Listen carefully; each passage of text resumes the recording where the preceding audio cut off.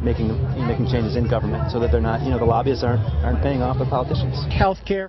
The inequality and the fair housing and the Iraq War is still my #1 issue. And just the status of the American worker. The economy.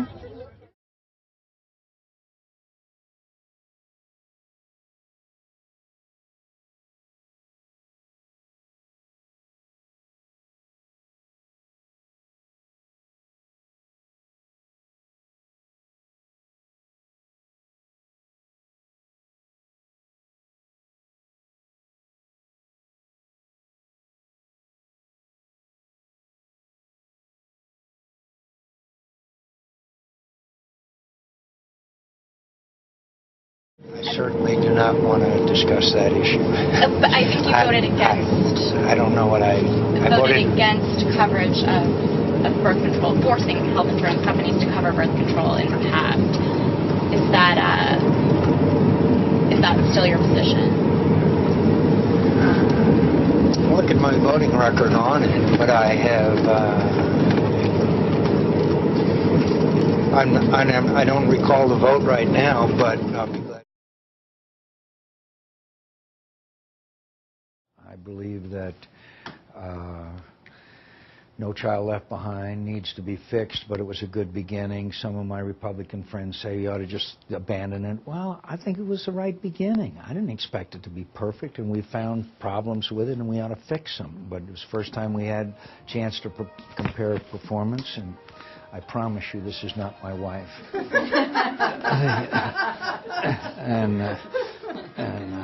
So anyway.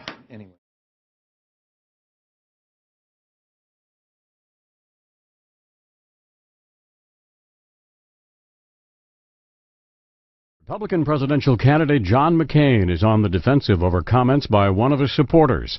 McCain campaign advisor Charlie Black is quoted in the latest edition of Fortune magazine as saying a terrorist attack on the U.S. soil would be a big advantage for McCain. The lobbyist also told the magazine that while the assassination of Pakistani leader Benazir Bhutto was unfortunate, it, quote, helped us.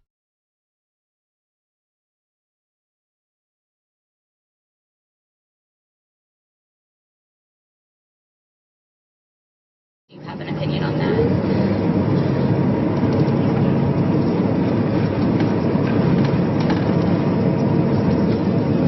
I don't know enough about it to give you an informed answer.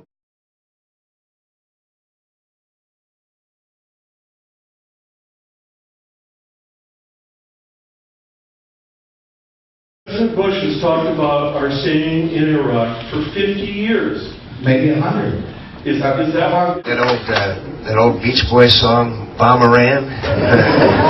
Bom, bom, bom, bom. Anyway.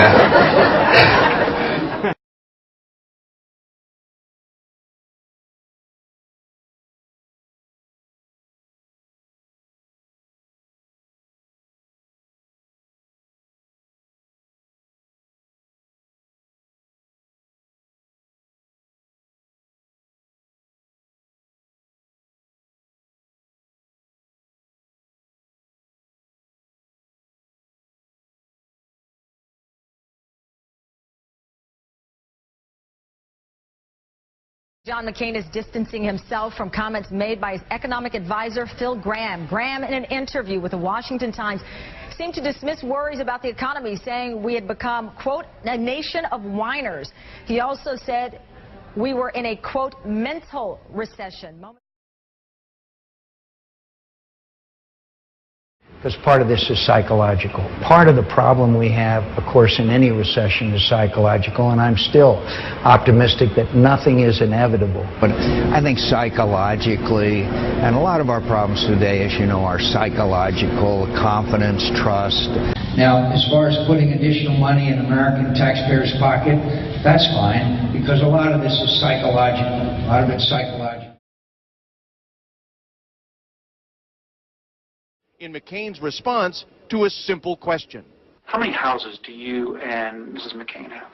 I think I'll let my staff get to you. I'll try to tell you about it. When McCain's staff got back, they said the number was at least 4 homes. But it turns out the real number, according to an independent watchdog project, is at least 7 homes. Worth in the neighborhood of $13 million, they are scattered from coast to coast. Meanwhile, Vanity Fair magazine has some startling claims about the cost of the designer outfit that Cindy McCain wore at the Republican convention opening night. Vanity Fair magazine estimates the entire ensemble is worth a staggering $313,000. I expect John McCain to be on a shoestring budget when it comes to shoes, but $520 Ferragamo calfskin loafers?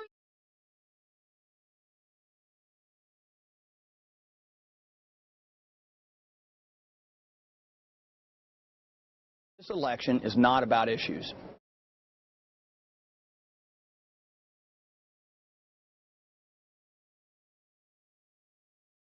This election is not about issues. This election is about a composite view of what people take away from these candidates.